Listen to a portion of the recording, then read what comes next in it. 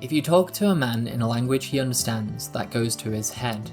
If you talk to him in his language, that goes to his heart. Nelson Mandela.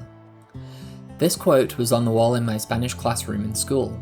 It always intrigued me, yet for 5 years I barely learned a sentence in another language. The government issued examinations moved at a pace which left no time for learning basic conjugations, properly consolidating important vocabulary, nor practically applying the language through conversation. I was rarely motivated to learn, because language was always sold to me on the basis of simply communicating needs with more people. Now, 4 years on from having renewed my interest in Spanish, and even managing to stumble my way through some important conversations, I'm finally beginning to comprehend the significance of Mandela's words. Language can shape meaning, relationships, and culture in ways that most of us take for granted, and therefore fail to truly understand. In our digital age, an unfortunate byproduct of the rapid improvement of language translation is that it has become easier to dismiss the project of becoming bilingual or multilingual.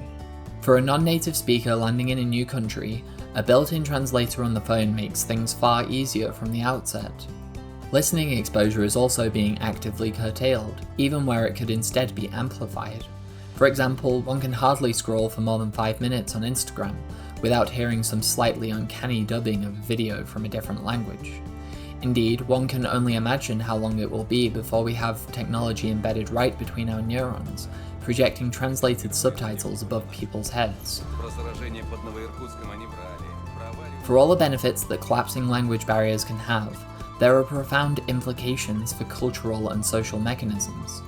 To be clear, I am not a Luddite calling for a regression to earlier times.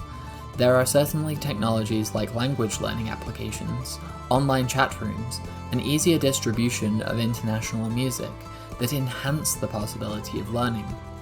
However, I believe that many technologies are sacrificing language learning for ease. We are now at a crossroads where the active approach of guiding technology will determine whether language continues to play an affirmative role in cultures or is relegated to its basest utility. But first, to really flesh out the context, let's discuss the affirmative philosophy of language. Many people have presented critiques of what language cannot do, and I am no exception. Ludwig Wittgenstein, in his Tractatus Logico-Philosophicus, set out to determine quite precisely what was possible to express in language. He closed with, "Whereof one cannot speak, thereof one must remain silent." This allows that there is a world better left to live semiotically and symbolically, rather than flattened into language. The philosophy of deconstructionism, by Jacques Derrida, highlighted that every word is given its meaning by reference to other words, leading to an infinite regress. Up can only exist with a concept of down, which itself is dependent on the relative positions of the observer, who also must be defined, and so on. Friedrich Nietzsche exposed how language is wholly incapable of deriving an objective truth value by pointing out that every word concept consists of a human, perspectival division of the world.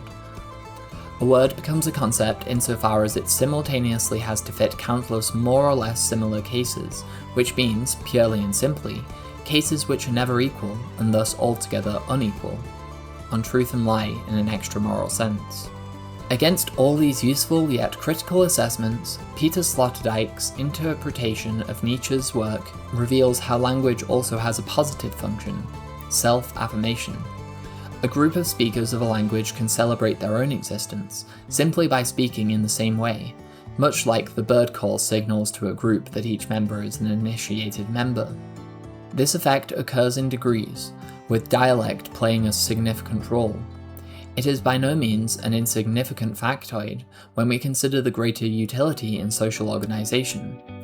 According to a biblical account in the Book of Judges, Gileadites could identify enemy Ephraimites who would say Sibboleth instead of Shibboleth, taking advantage of the latter's lack of ability to produce a sh phonetic. Dialect itself had an affirmative utility, even if its ulterior aim was destructive.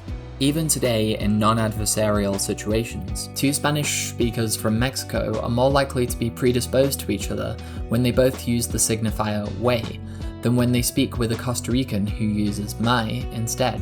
Though both of these words are functionally the same, filler words very loosely meaning dude, they are signifiers of culture, signifiers of an in-group. The difference is amplified across continents, with the Spanish of Spain creating a less unifying effect at the subliminal level, given its unique pronunciation and differing word usage. Between England and America's English, the words chips and crisps cause functionally harmless, yet nonetheless passionate debate over the proper word concept. I would wager that this is a remnant of more hostile times, now sublimated into a mere competition of self-affirmation. It also lets one exercise what little patriotism can still remain unconscious in modernity, now that the myths are dissolved. This is not to say that the people of differing cultures cannot share profound friendships or love. Indeed, the voluntary adoption of the common signifiers can be a powerful way to signal a desire for assimilation, and may produce an integrating effect. The same can be said of accents. Though they are not so easily adopted, we may even extrapolate this understanding of accents and language to understand whether a culture is genuinely open to others, in a form more purely democratic than the layered bureaucracy of immigration policy. Each person votes by the attitude with which they treat with newcomers. Thus, a country could have strict policies, yet be culturally open to immigration, or vice versa. Sloterdijk's theory is here rather explanatory. We constantly see nations welcoming new members on the basis of language. This can be seen formally in citizenship tests, and where no attempt is made at assimilation, there is a tendency for certain areas to become hotspots for specific languages or nationalities. Before anyone thinks that this is targeted at any given group, the same phenomenon can be seen both in English-speaking communities in Latin America and Spanish-speaking communities in the States. The fundamental point is that language is one very major piece of evidence which informs whether someone is willing enough and invested enough to learn how to be part of a culture, with some intuitive correction for one's aptitude and available free time.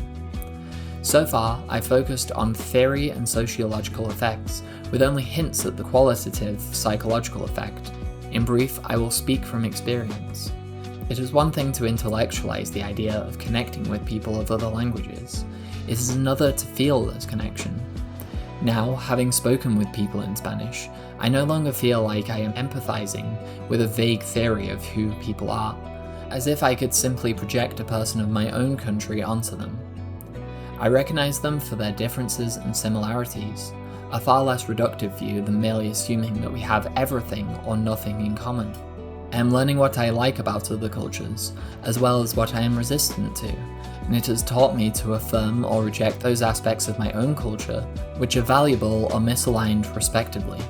Having established the positive kernel in language learning, I want to give a concrete example of how technology naturally suited to encouraging exposure can end up going in the opposite direction. Meta and YouTube have recently taken to dubbing videos. This is significant because it underestimates the power of language exposure in priming one to learn. It should be noted that the United Kingdom has one of the lowest bilingual rates in Europe. According to one European study, only around 23% of television broadcasting hours in the UK require dubbing or subtitling, compared with the 90% in Sweden. The study mentioned that subtitling was preferred, keeping emphasis on exposure. Meanwhile, estimates place the ability of Swedish people to speak English at over 3/4 of the population, while only a minority of Britons report being able to speak another language fluently. Compounding factors such as education must be considered, but exposure is a decisive part of success in language learning. Many people around the world develop a baseline familiarity with English through mass media long before they decide to actualize it into a skill. When social media platforms actively encourage listening in dubbed format, they negate the positive effect that language exposure could have had by playing the video automatically in the original language. Here we see a rather promising improvement.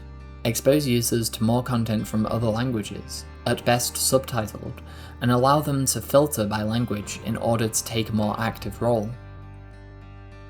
It is also notable that at the current quality, these dubbed audios have a potentially alienating effect. Spanish speakers often speak faster, more emotively, and even employ more filler words, as I discussed with way and my. In Spanish, these flow more effectively with the grammar, and even the rhythm of the language. This is not surprising considering that English is a stress-timed language, meaning it quite literally operates on a different rhythmic meter. A direct English dub often sounds strange and off-putting, while reverting to the original audio clarifies the situation and gives a far more accurate picture of who the person is. This is not an unsolvable issue, but it does affirm how these companies are employing novel technologies without any real understanding. To circle back to the heart of this essay, language learning provides proof of work, since it requires a great deal of time and effort. It also signals intent, because with a vast array of languages, one must be selective about which they focus on. Esperanto was a language designed for international communication. A language such as this, which attempts to universalize communication, signals that one wishes to be part of the global community, rather than a national one. This is clearly unifying in some degree, but it also has a flattening effect. We now see, with the propagation of English, the same homogenized shopping malls, business chains, and fast-paced living being propagated en masse. These are expressions of an economic power, though no doubt language primes adoption and even establishes the norms of relating to others, be those personal or in matters of business. The push-pull mechanism of culture is necessarily weakened in monolanguage conditions. What I instead advocate is increased exposure to a range of languages, so that people can make very conscientious decisions about which they wish to learn, and have the most effective tools for that end. I also resist anything that makes language learning unnecessary, as this would undermine the functions outlined throughout this essay. Generally, I believe we can be optimistic here, since so much is already moving in the direction of affirmation. My purpose has been to demonstrate how important it is that we preserve the mechanisms of diverse languages, rather than universalizing and leveling at every turn.